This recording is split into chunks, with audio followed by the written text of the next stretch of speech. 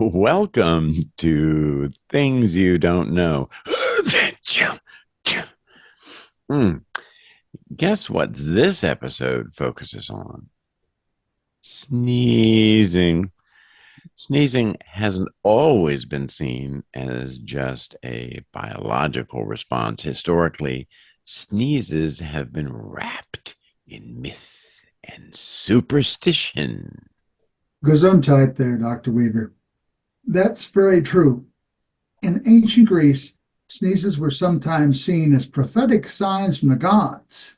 In other cultures, a sneeze was thought to be a pivotal moment where the heart stops and the soul might leave the body, hence the custom of saying, bless you. It was thought by some that the mist, called aerosols, was your soul, and the devil might come and snatch it. Wow! Yowza.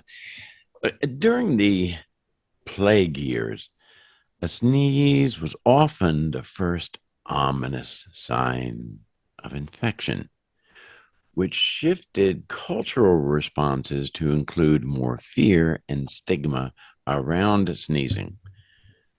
From its powerful expulsion of germs to its role in ancient superstitions, sneezing is more than just a nuisance. It's a window into the complexity of human biology and culture. So, thank you for joining us on this sniffling journey through science and history. Remember, keep those tissues close, not just for your sake, but for me and everyone else's health, okay? Achoo! Looking back at history, sneezing has been a key player in spreading diseases. Take the Great Plague of London in 1665, which horribly killed about a quarter of London's population. The bacteria Yersinia pestis, primarily spread by fleas from rats, found a very effective secondary route via human sneezes. As we said, yes, during the plague, it was commonly believed that sneezing was a sign of infection, which led to the popularization of the phrase, God bless you, as a protective prayer after someone sneezed.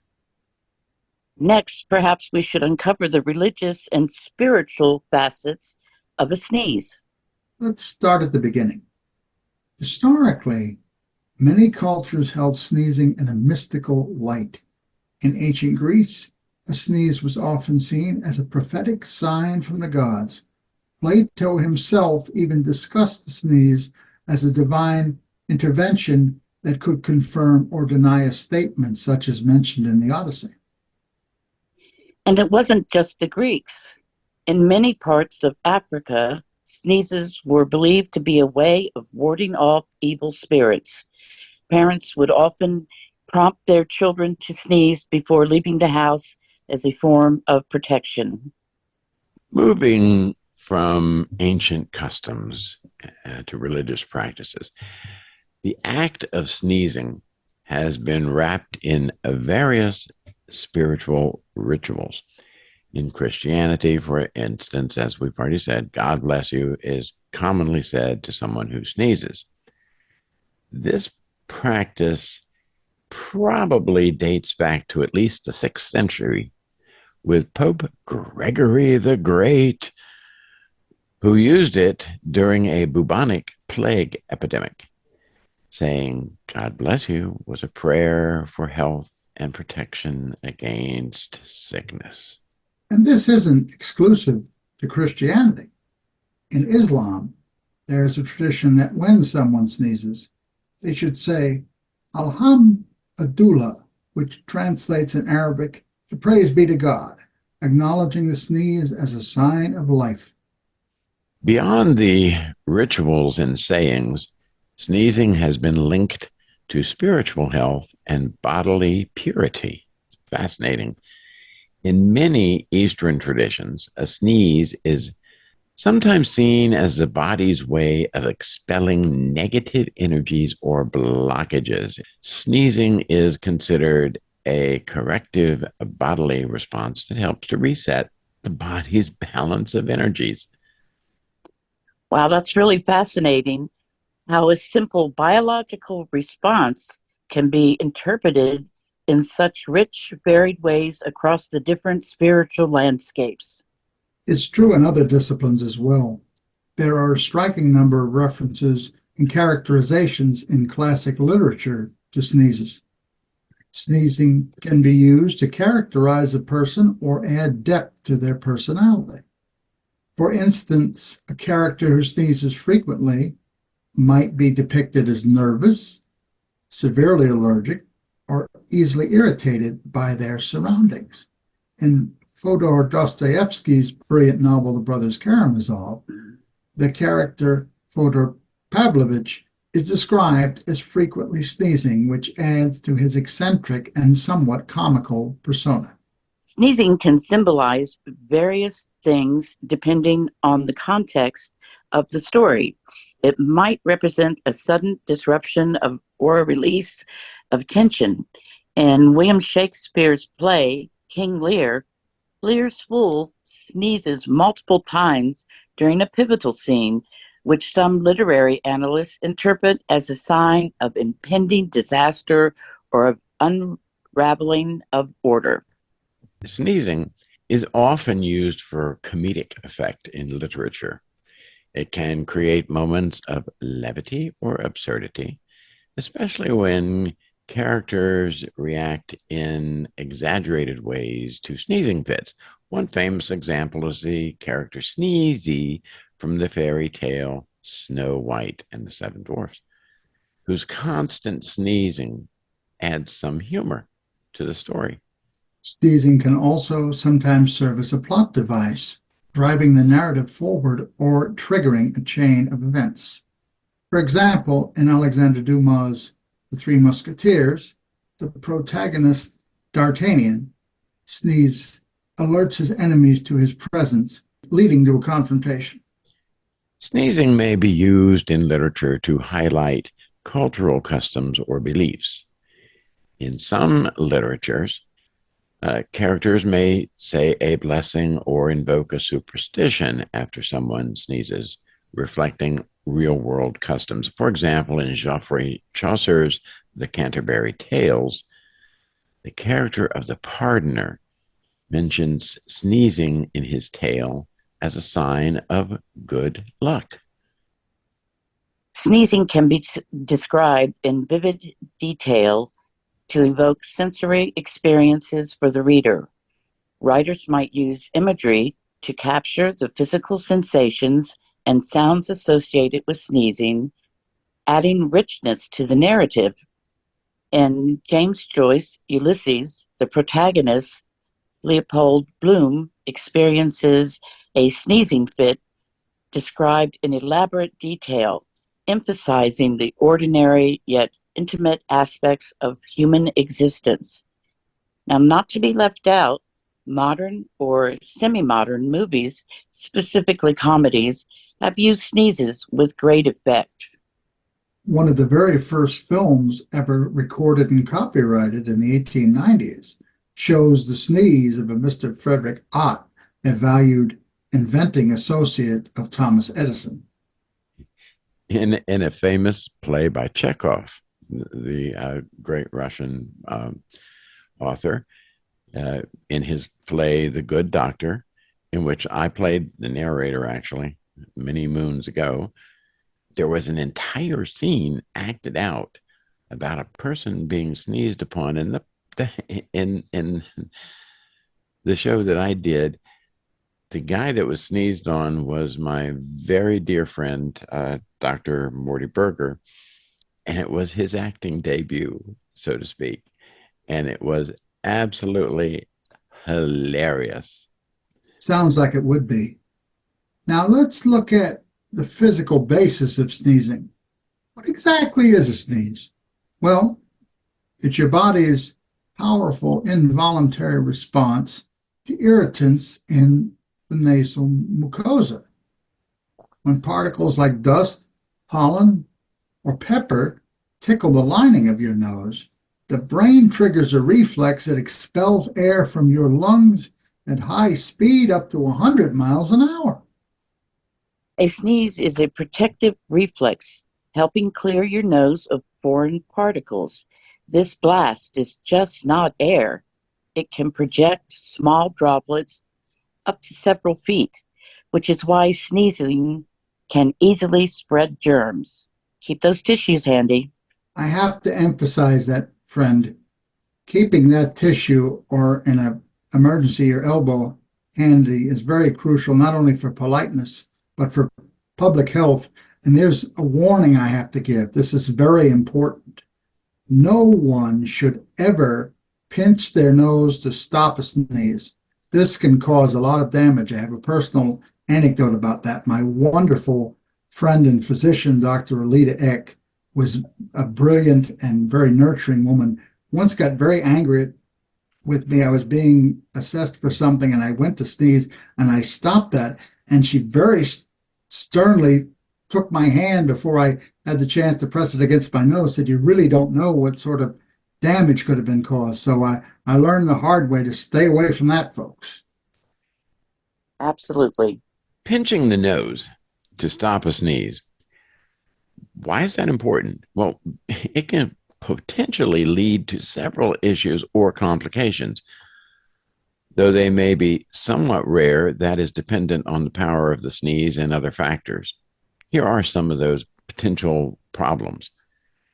Damage to nasal passages. Okay, pinching the nose forcefully can cause irritation or injury to the delicate nasal tissues, including the nasal septum, which is like the wall between the nostrils, and the mucous membranes lining the nasal cavity.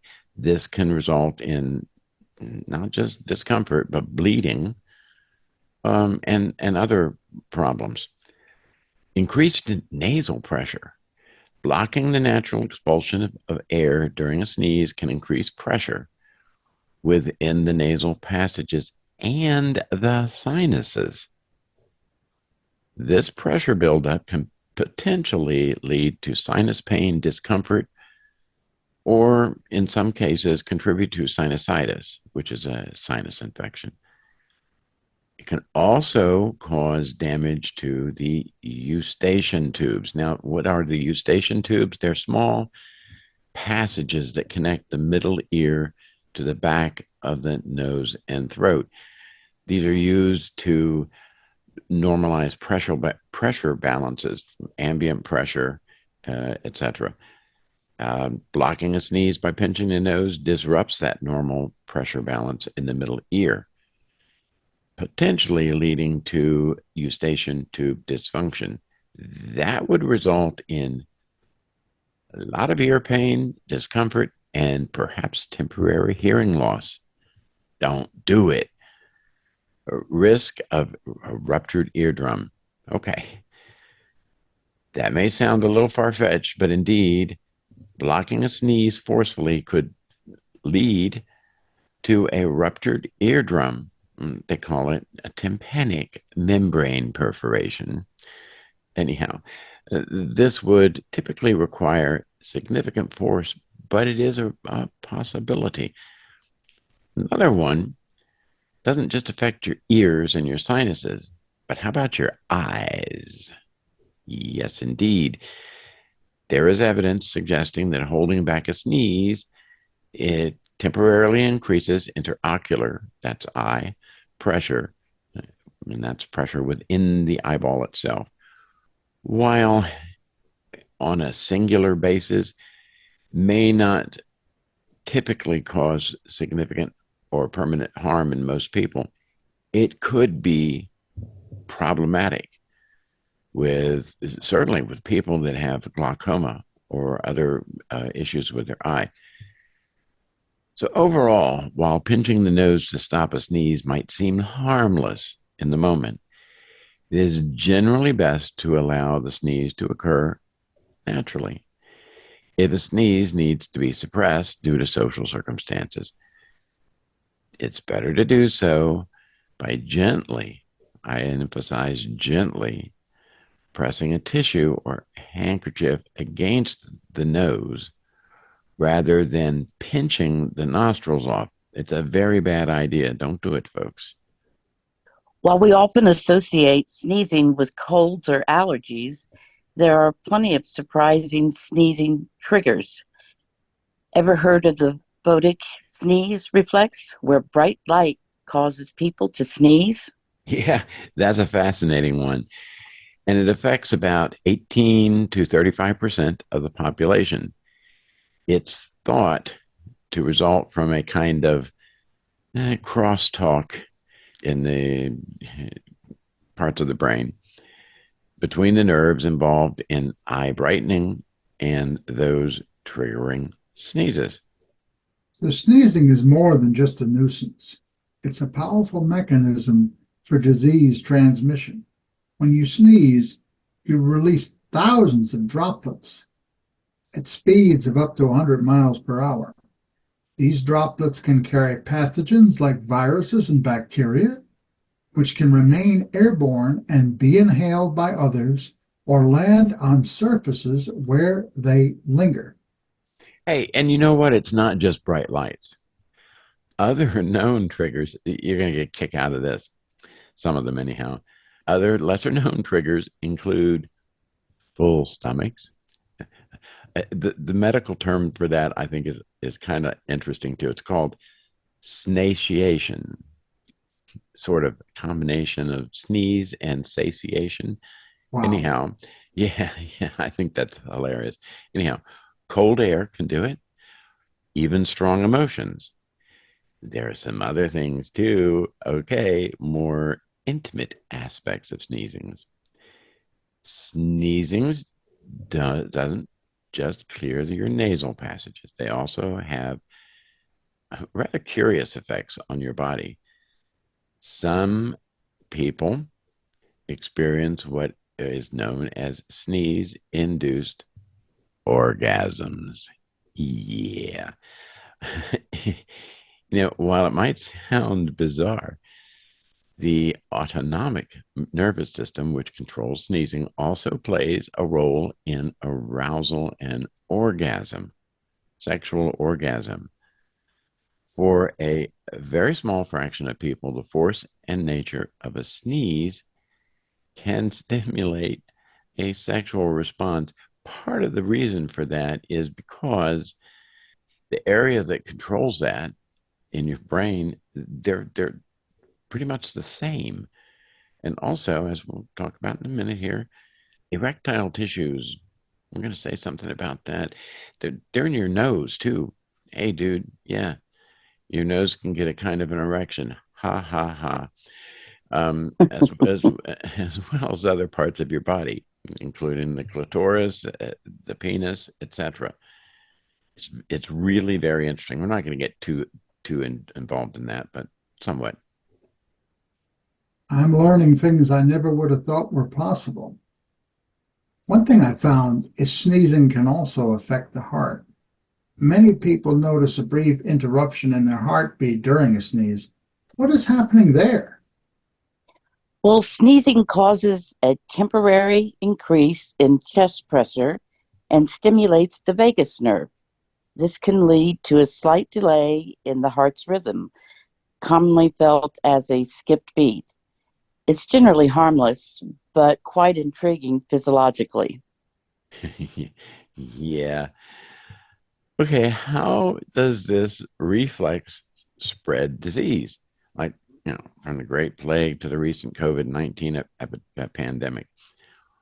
And what about sneezing in animals? Animals? Indeed, animals, including the peculiar phenomena known as reverse sneezing. Reverse sneezing, really. Now, each droplet can contain millions of particles capable of causing infection. This is called an aerosol. The distance these droplets travel and their duration in the air significantly influence how disease spread in populations. That's why, as we said before, during the plague, it was commonly believed sneezing was a sign of infection which led to the popularization of the phrase "God bless you" as a prayer after someone sneezed.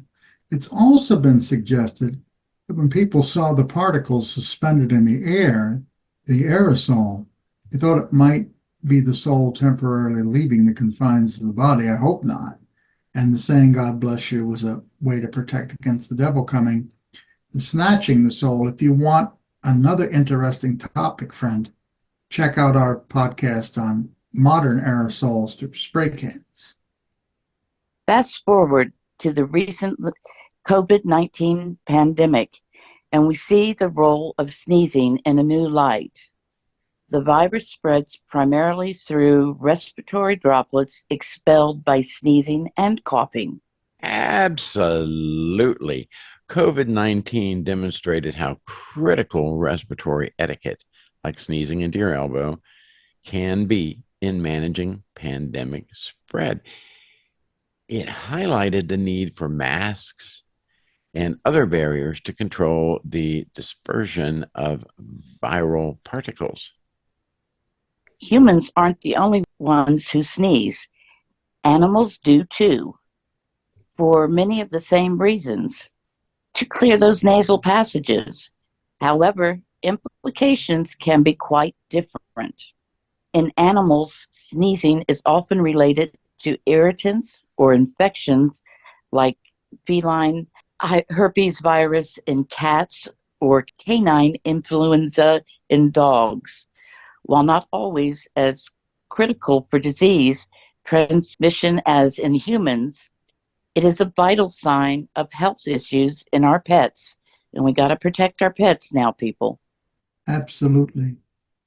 We mentioned briefly before something called reverse sneezing in animals, which is particularly common among dogs and cats. Can you explain that?